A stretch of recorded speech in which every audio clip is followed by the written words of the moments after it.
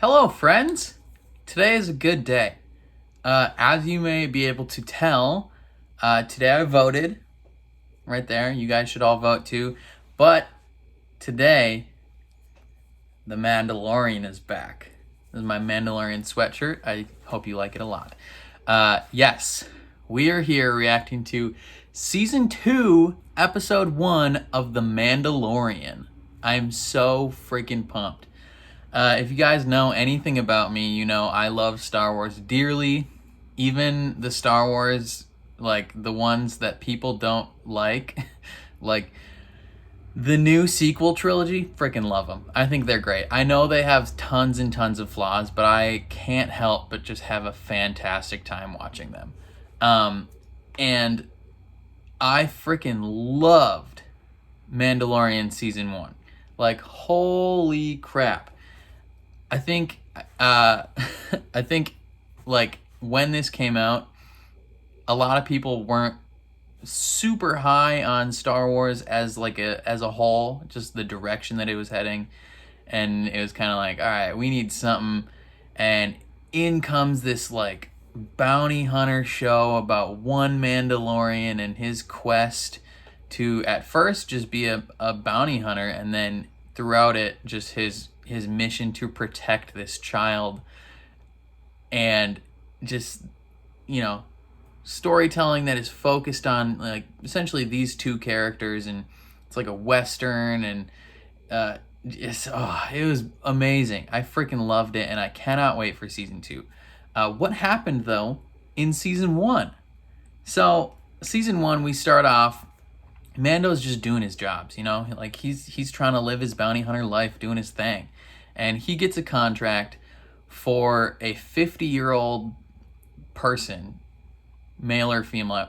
I think we determined later that Baby Yoda is a male because the doctor says he when he's talking about Baby Yoda. So he's trying to find this 50-year-old, and he goes through this whole process, meets Queel, who is I don't know what species he is, but he has the awesome response, or finishing everything he says with, "I have spoken." And it's just like, yes, Queel, you have spoken. You're beautiful. We also meet IG-11, who is trying to find Baby Yoda as well. And then as soon as Mando realizes that Baby Yoda's a baby, he domes IG-11. He's like, get out of town. This kid's mine now. And then the whole series is him like protecting this kid from, you know, different bounty hunters, from the Empire. And it's a wonderful, wonderful story. And Baby Yoda is the cutest thing in the world. Like, you don't even have to like Star Wars to have seen Baby Yoda memes. Like, they were ever present. But you know, good thing I do love Star Wars. So, haha, joke's on you guys. But then at the end, Moff Gideon comes after Baby Yoda. He comes after Din Djarin, who is the Mandalorian, and he is like, you may think you know what you are in possession of, but you do not. It's very important to me that you give me Baby Yoda. And he brings in like the Black Death Troopers, and they're firing on him, and it's like, Baby Yoda does the magic hand thing, blows up the Flame Trooper. Oh, I'm not even giving a recap anymore. I'm just mentioning cool things that happened. But the season pretty much ends on a high note with Mando and his friends, you know, escaping unscathed except for IG-11. He sacrifices himself for the crew, and Queel as well sacrifices himself to try and save Baby Yoda. But Mando and Cara Dune and Mando's like bounty hunter boss guy, they all three of them make it. Baby Yoda makes it. And so they all make it, and we think Moff Gideon's dead, right? But no, he carves his way out of his crashed ship with the Darksaber. The freaking Darksaber. Like, oh my God. You're like, if you watched the Clone Wars, you saw that and it blew your freaking mind. You're like, what? No! What happened to Bo-Katan? Because if you haven't seen Clone Wars, watch Clone Wars. It's incredible. Bo-Katan was the last one to have the Darksaber, so now that he has it, you're like, what the frick happened? But going into season 2, there's so many storylines that could be happening. The main plot is going to be Mando trying to reunite Baby Yoda with more Jedi, like more Force wielding, preferably on the light side of the Force, more Force wielding individuals, the Jedi Order, that I presume is going to be the main thing. I think they find themselves in an ice cave at some point, which could be Illis. Is that what it's called? Illis? I think that's what the planet's called. But it's the Star Killer base from Force Awakens, the one that's blown up. It's also in Jedi Fallen Order, but there's Jedi Force caves in there, which would be really, really cool to see. There's rumors that Ahsoka, played by Rosario Dawson, is going to be in this. There's rumors that Boba Fett's going to be in this, that few of the other surviving clones will be in this. We know Katie Sackhoff is coming back to play Bo-Katan. Not coming back. She was Bo-Katan in the Clone Wars series. She's going to be portraying live-action Bo-Katan in this one. So, I'm so freaking excited. I've been talking way too long, though. Hopefully, hopefully I don't have any issues, getting this episode up. Last season, I did have a ton of issues getting the episodes to go up and stay up. It was really difficult. So a few of them, the first few episodes were cut down. Oh, I forgot to mention, I reacted to all of season 1. So it's on the channel if you want to see my reactions. I think episode 1, possibly a few more are cut down. So it's just me talking at the beginning and then discussion at the end. That was before I had external hard drives so I could back up my source footage and all that. So at the time, if I wanted to make a new video, I had to delete the old stuff. But now I have external hard drives, so I can finagle things where if things get blocked and claimed, I can rejig, edit, re-upload, all that jazz. So hopefully this doesn't give me any problems. If it does, I might just upload some more semi-transparent source footage, or I might, if that doesn't work, I might have to upload it to Vimeo and link that in the description. Either way, ideally it won't give me any issues, but also please go watch my previous reactions to this show. If you end up liking my reaction, please leave a like on the video. That means so much to me. And if you want to see more of my reactions, please subscribe. That means even more. Makes my heart sing with joy. If you want to see the full-length reaction to Mandalorian, check out my Patreon, linked in the description. Right now, I'll be fully caught up with Mandalorian and The Haunting of Bly Manor. Some of the previous shows I watched, like Lucifer and The Boys and Umbrella Academy, I have to catch up on because no one was subscribed to me on Patreon before, but now might change. So I want to make sure I'm caught up with that. But otherwise, I've been talking way too long, almost 10 minutes. Half you guys have probably clicked out of the video already or just skipped ahead. If you're not a skip ahead gang, hey yo, what up? What it do, baby? Whatever. Let's watch this freaking episode. Here we go. Here we go, boys. And girls. And girls. Hefty amount of you are girls. But here we go. Here we go. I'm not leaving my fate up to chance. It's not chance. He rigged it.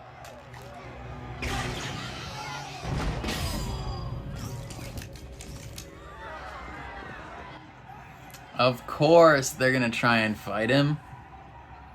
Tell me where the Mandalorians are, and I'll walk out of here without killing you. But you said you weren't the gambler. I'm not. Baby Yoda's like, yup.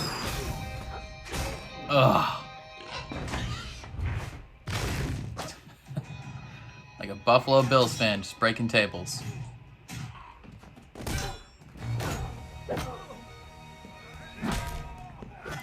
He just straight blocks it with his head. He's like, I don't care.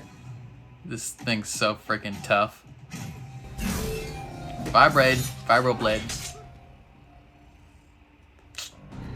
Sorry, Mr. Darth Maul wannabe. God, he is literally Batman. The Mando I know of is on Tatooine. Wait! Mando! You can't leave me like this! Cut me down! That wasn't part of the deal. You just turn the lights off? Is something gonna go get him? Ooh. Dang. He did say, you won't die by my hand. He's ruthless. Love it, Mando. Chapter 9, The Marshal. Is the Mandalorian on Tatooine Boba Fett? Oh my gosh.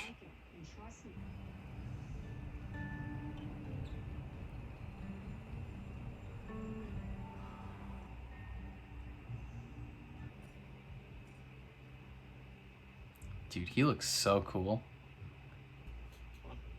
See for yourself.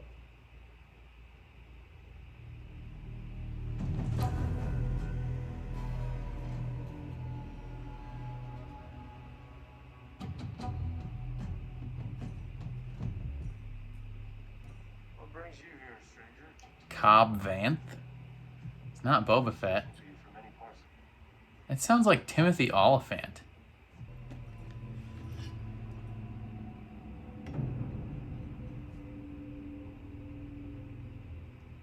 Who is he? Never met a It is Timothy Oliphant. What? Take it off, Bro, he'll kill you. or I will.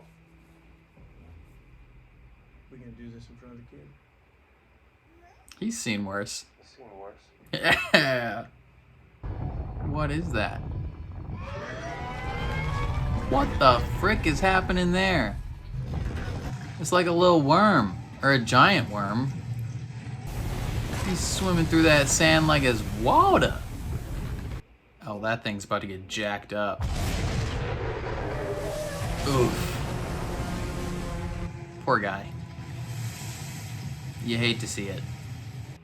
Yeah, why are you still there? He's hiding in the pot. You precious little nug. Help me kill it, I'll give you the armor.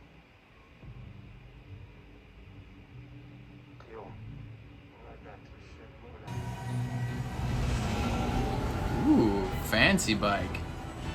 That's like Anakin had those on his pod racer. He had one on each side. There's big jet engines. It started after we got news of the Death Star blown up. The second one, that is. The Empire was pulling out of Tatooine. There was blaster fire over Mos Eisley. You just keep looping the same thing over and over again. Took what I could from the invaders. Grabbed the Cantono. Had no idea it was full of silicax crystals.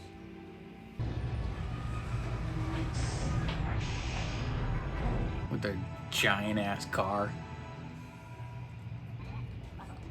And he chose the disheveled armor instead. My treasure bought me more than a full water skin.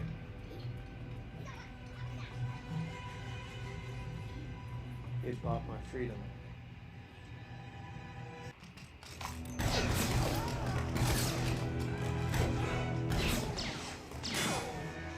Dang, it's so cool seeing Timothy Oliphant in this type of role. If you watch him in Justified, when he's just a cowboy, straight shooting for the law, this is like the perfect role for him. He would have been really good as just the Mandalorian.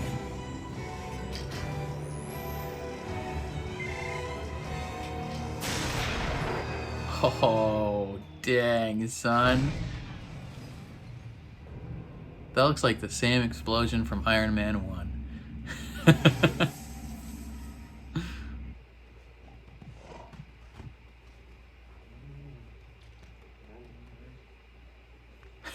He's like, what? You just speak Tuscan to these things? They want to kill the Great Dragon too. Oh, we got a party. You brushing that thing's teeth? Educating that. These monsters can't be reasoned with. Sit back down before I put a hole through you. Oh, it's not gonna go well.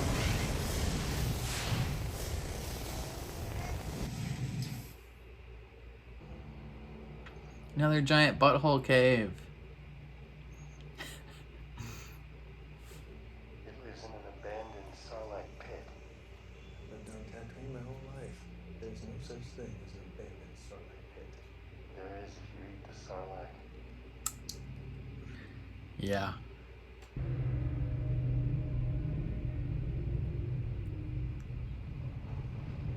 How big is this thing? Probably pretty big.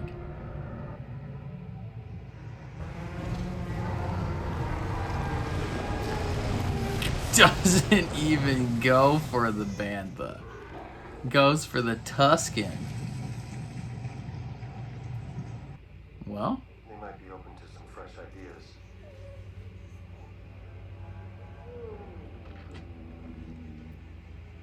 that dude's like, well, what do I do now? That's more like it. Where's it getting reinforcements? I volunteered your village. Dude. You can't just volunteer the village. Although they might be happy that this thing is dead, if they can take it on. As much as I've grown fond of the armor, I'm even more fond of this town. The Mandalorian is willing to help us slay the Leviathan in exchange for returning the armor to its ancestral owners. Let's settle. And the Sand People are willing to help. They raid our lives. They're monsters. I've seen the size of that. They are raiders, it's true, but they also keep their word. We have struck a deal. If we are willing to leave them the carcass and its ichor, they will stand by our side in battle and vow never to raise a blaster against this town until one of you breaks the peace. One of them is definitely going to break the peace. It's super going to happen. Some blasting charges, stick it all inside a bantha and blow it up. It's gonna be great. It's not gonna be great. Oh, people are gonna die.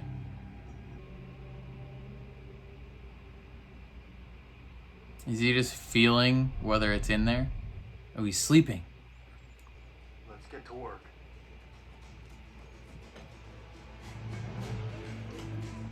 Yeah, they're just loading this thing with explosives.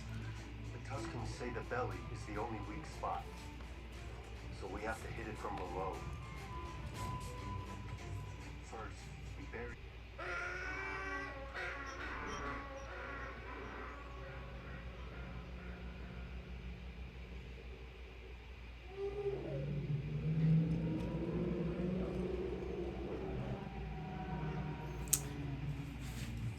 Yeah, I'd hightail it out of there, pals. Paleo. It's so freaking big.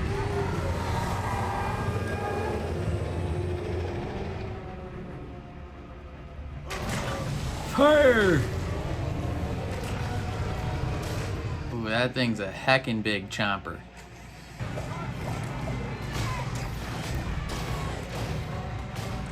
Yeah, all your people are right there, so. Yeah.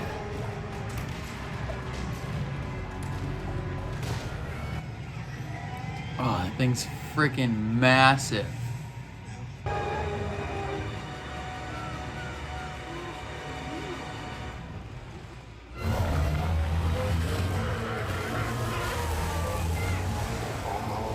Almost. He just pukes on him. I don't think that worked.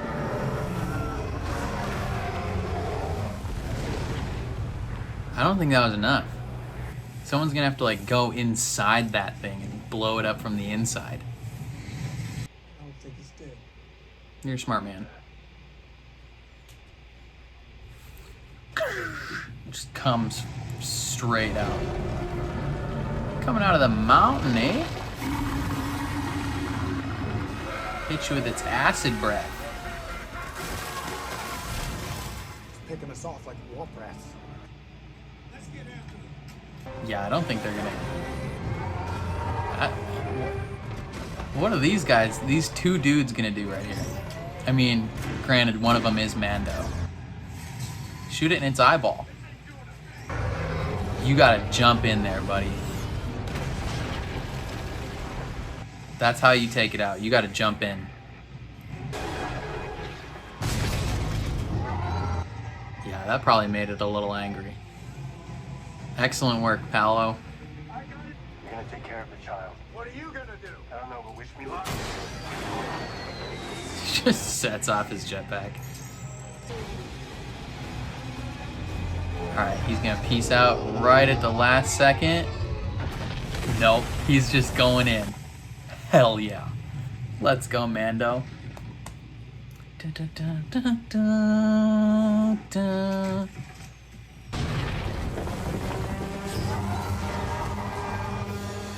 Detonate it. Yes, Mando. Electrocutes it. Whoo! That's a hefty explosion.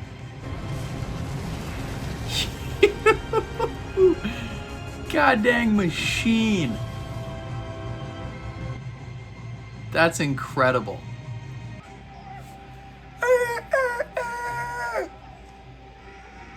High fives all around. He wants to eat some of it. Sorry, I didn't have time to explain. No need. Keep the armor. It was my pleasure. Let him keep it. I hope my past wasn't. As do I. Oh, and you tell your people I wasn't the one that broke that. Is that actually Boba's armor?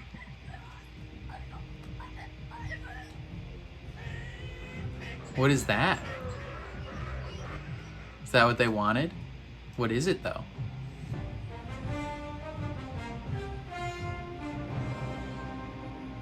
Twin sons.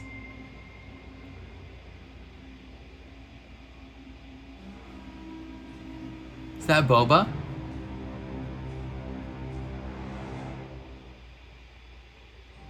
That looked like what's his face, Tamir Morrison or whatever his name is. That looked like him.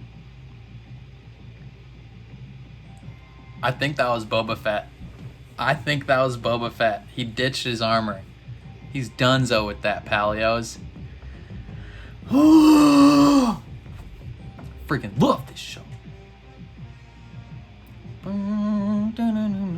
John Leguizamo. Timothy Oliphant. Who did John Leguizamo play? Was he the guy at the beginning? I think that's Boba Fett. Okay. Freaking great first episode. This episode was so cool. Let's start at the beginning and kind of just go over what we watched because holy piss. So right away, Mando, he's strolling into this like gang town, ready to just do business, get straight to the point. He goes to this underground fighting ring, which you saw in the trailer, which I reacted to. You can check that out in the channel.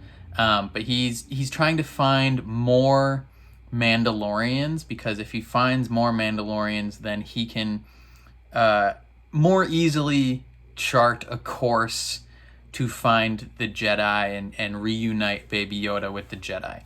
So that's what his goal is. And this guy, who I assume this one-eyed man is John Leguizamo, who appeared in the credits, because the guy at the end definitely was not John Leguizamo. But this man is like, yo, I'm gonna kill you. I'm gonna take your armor. So that's like what this guy does, is he pretends to know where other Mandalorians are and draws them to him, and then everyone kills that Mandalorian, takes their armor. And that's what he's planning to do with Mando here, except Mando's got his singing birds or whatever. Takes them all out, just goes ham on these people. Just single combat, destroying these folks like it's nobody's business. Then he lassos this guy, just drags him through the street in the dark. He's literally Batman. Strings him up from a light post. He gets the info he needs. He's like, I promise you will not die by my hand. And it's like, when the guy says that, it's bad news. If he's like, dude, I'm not going to kill you, then you're like, okay, maybe I can trust it. But when he specifically says, I promise you will not die by my hand, you're like, frick, I'm going to die. Shoots the light out, and these little monsters, I couldn't tell if those were like loth cats or what. They had red eyes. I couldn't tell what exactly they are. I don't, there's probably somewhere in the Star Wars lore that's explained clearly. Someone's going to watch this and be like, how do you not know that was them? But either way, he just lets this dude die. And, he kept his promise. Like, he wasn't gonna die by his hand. So that makes sense. Amy Sedaris, we see another appearance from her, and she shows him where this old mining town is. So he's gonna go check out this mining town to try and find another Mandalorian. He strolls up, and all these people are side-eyeing him like, who the frick is that guy? Because obviously, tiny little rinky-dink mining town. If you see anyone new, they're here for a specific reason. Like, the only people that you expect to see there are people that live there. So they're like, who the frick is this? Meets with the bartender, and he's like, yo, where's the Mandalorian that lives here? In strolls Timothy Oliphant in Boba Fett's armor. I'm pretty sure that is Boba Fett's armor. Probably fresh out of the Sarlacc pit, maybe not fresh, but like that. It's all broken and damaged, and it doesn't fit him well because it wasn't made for him. Like, he's not the one that's supposed to have it. But he is in this role in this town. He is the Marshal, and he looks so good with his beard and his hair. I don't know why. He looks so freaking good. It's super cool to see Timothy Oliphant like in a gunslinger role again, because if you don't know, Timothy Oliphant starred in the show Justified, where he is essentially like, he's like a cop. He's essentially just like a lone gunslinger cop, like does what he needs to do. People don't get in his way. He's just like taking people out. He's the best in that show. Freaking love him. He's in a lot of other good stuff too. He was in Live Free or Die Hard as the bad guy. He's in Santa Clarita Diet, the zombie show. He's really funny in that show, actually. But yeah, Mando's like, take that armor off or I'm gonna blow your head off. Like, I'll kill you on the spot, son. Take it off. And this man's like, all right, you know what? I guess we're fighting. But right before they can throw down, this giant ass snake worm devouring of bantha thing just comes in like an earthquake through their town. And he's like, you know what? I have other priorities. You help me kill this thing, you can have this armor, dude. I don't care.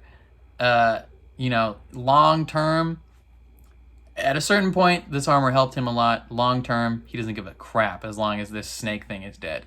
So we did learn that he bought this armor off the Jawas with a bunch of crystals that he found. My guess is that, Boba Fett escapes from the Sarlacc pit, which, they had a line later where they're like, you don't escape from this, or like, there's no such thing as an abandoned Sarlacc pit. And he's like, yeah, there is if you eat the Sarlacc. Maybe that's what happened with Boba Fett. This thing ate the Sarlacc that he was in the pit of or whatever. Maybe not. Maybe he just escaped because he's apparently apparently awesome, even though in the original trilogy he does jack squat. Boba Fett is the single most overrated character in the history of anything. In the original trilogy, he did like 2 cool things and essentially just looked cool. He people think he's cool because he looked cool and he had the potential to be cool, but he never actually really did anything cool, and he died like a little bit. Except, assuming he didn't die, he crawled out of the pit. And then he ditched his armor or sold it to some Jawas, where the Marshal, Cobb Vanth, bought it from them with crystals and used it to his advantage to save his town. Now they're going to destroy this freaking snake thing with the help of some Tusken Raiders, and the whole time things are not going well. Everyone's pissed at each other. Like, they're 2 warring factions. Like, he's killed tons of Tuskens, they've killed people from his town. Like, they're at odds with each other, like not having a good time. But they have a plan. They're gonna lure this snake out and try and kill him. They get the whole town to help, and these people aren't happy about it, obviously. Like, people come in and kill people in your town, you're not gonna want to help them out at all. But they devise a plan. They're gonna blow up this snake. So the soft part is the belly. They're gonna draw this thing out and just detonate it. Obviously doesn't go to plan. It does not blow up the way they expected it to. I mean, they do detonate it. They detonate the frick out of this snake, and it doesn't work. Through the outside wasn't enough. The whole time I'm like, someone's gonna have to jump in that thing. And yup, Mando jumps in this snake. So freaking cool.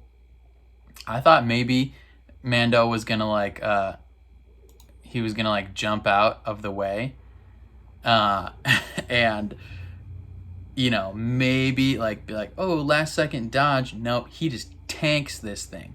It's like the opening episode of Tower of God. The only way to beat this thing is from the inside, and he just he lets this thing just chomps on him. But his plan, he's like, I'm gonna electrocute the piss out of this thing so that it'll open up and let me out, and then he flies out, blows it up. Like, the most BA thing anyone has ever done in their entire lives. He is the coolest person alive. Like, way cooler than anyone you've ever met. That's for dang sure. And this thing's dead. We did it. High fives all around. Like, straight cash. The Tusken Raiders get this metal ball thing. I don't know what that was or why they wanted it, but they wanted it.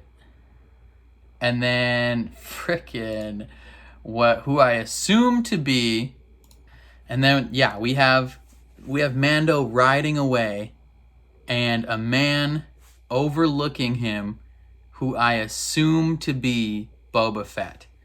He's got a long gun on him, like a Mandalorian long gun, and he's got this poker stick type thing, and he's wearing robes.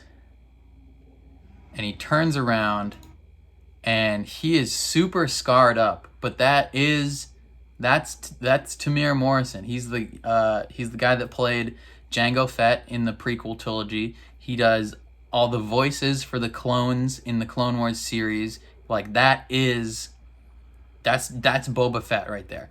And he's obviously jacked up.